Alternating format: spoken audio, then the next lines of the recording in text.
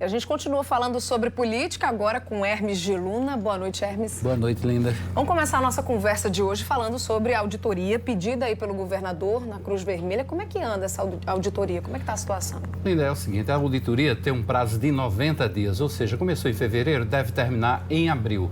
Mas o governador hoje, que esteve em Campina Grande, você viu a matéria aí com Daniela Pimentel, esteve em Campina Grande e deu uma declaração que deixou intrigado alguns jornalistas.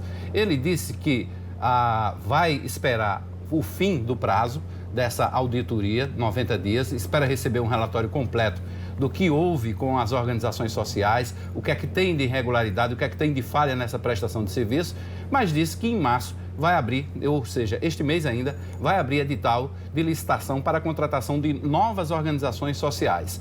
Muita gente está trabalhando com a hipótese de que João Azevedo vai esperar até abril e encerrar de vez os contratos com a Cruz Vermelha. Não é bem assim, ele vai esperar o resultado da auditoria. E o governador já repetiu várias vezes de que o formato de gestão com as organizações sociais está correto. Precisa da fiscalização para que as organizações sociais prestem um bom serviço. Quando ele fala em abrir licitação para a contratação de novas organizações sociais, ele está falando de ampliar a atuação de organizações sociais na administração pública do Estado. A dispensa da Cruz Vermelha só se dará após o exame do relatório dessa auditoria, que tem um prazo de 90 dias, que se encerra em abril. Agora, Hermes, com relação à reforma da Previdência, o Estado deve apoiar? Ele também tocou nesse ponto, nessa visita que fez em Campina Grande, Linda, porque tem duas vertentes dessa proposta. Uma, os estados estão endividados, precisam de socorro do governo federal. As previdências estaduais estão também com a corda no pescoço. Para se ter uma ideia, aqui na Paraíba, o déficit da Previdência estadual é de 110 milhões mensalmente. Ou seja, o Executivo precisa colocar um aporte de 110 milhões para cobrir pagamento de pensões e aposentadorias de servidores, de ex-servidores públicos e de viúvas de servidores públicos do Estado e demais beneficiários. Isso dá uma conta maior do que R$1 bilhão ao final do ano.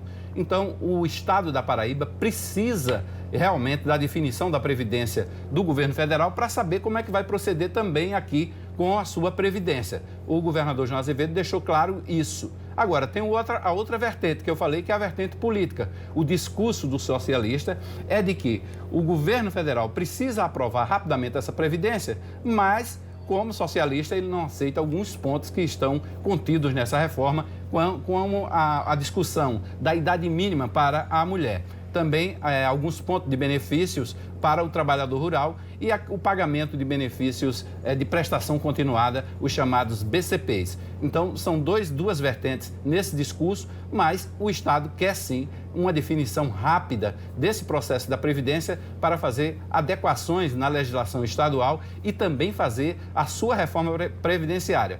Na sua declaração, o governador deixou claro de que apoiaria, inclusive, medidas mais duras da Previdência do federal, porque os estados não vão conseguir suportar muito tempo. E ele disse que os efeitos dessa reforma da Previdência proposta por Jair Bolsonaro só vão ser sentidos a partir de 10 a 15 anos. Então, é muito tempo para os estados suportarem até lá com essa corda no pescoço. Muito bem. Vamos falar agora sobre a situação do prefeito de Patos, Dinaldinho Vanderlei.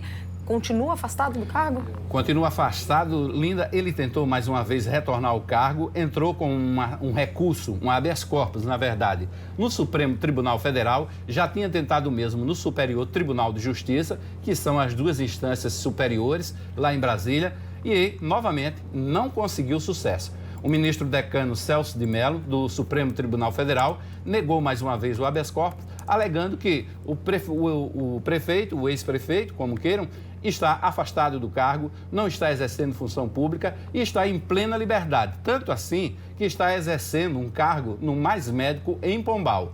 Então, o prefeito está por conta apenas de questões de um processo criminal que está respondendo desde que foi deflagrada aquela operação Cidade Luz, lá em agosto de 2018. Já vamos fazer aí um ano, quando chegar agosto de 2019, um ano.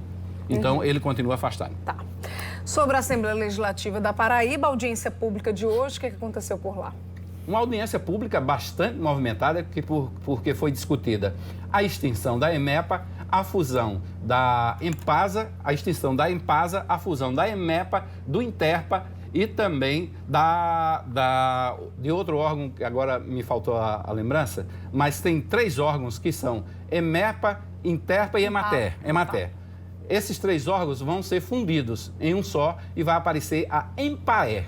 A Empaer que vai ser comandada por Nivaldo Magalhães, que já estava na Emater, na Interpa, aliás. Então, essa empresa, essa nova estatal, vai absorver todos esses órgãos, esses servidores. A grande preocupação da massa de servidor público era saber se a estabilidade continuaria sendo mantida.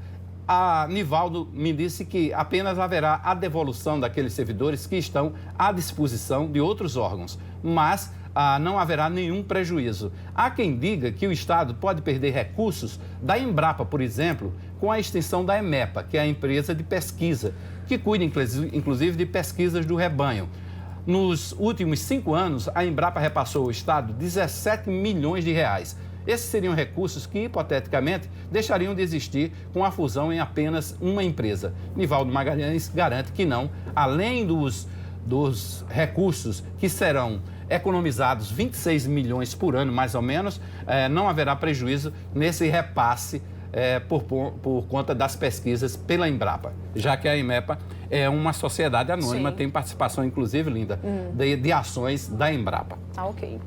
Ok, Hermes, obrigada. Se você me permite, deixa eu fazer só um reparo. Só um reparo. Que na terça-feira de Carnaval, eu disse aqui que a pauta da Câmara de Campina Grande ia votar cheia de problemas internos para resolver por conta de cargos. Ela já foi, na verdade, resolvida. Assim que eu deixei aqui o estúdio da TV Correio, recebi uma ligação da presidente da Câmara Municipal de Campina Grande, Ivonete Ludgério, e ela me disse que eram apenas 2 cargos que estavam na disputas, mas que já foram resolvidos consensualmente. Saulo Germano foi substituído por João Dantas e o Sargento Neto foi substituído por Renan Maracajá. Então, estão resolvidos aí esses 2 casos e a Câmara amenizou a situação interna. Muito bem. Então, reparos feitos. Muito obrigada pela sua participação, Hermes. De nada, Linda. Obrigada, boa noite para você. Boa noite.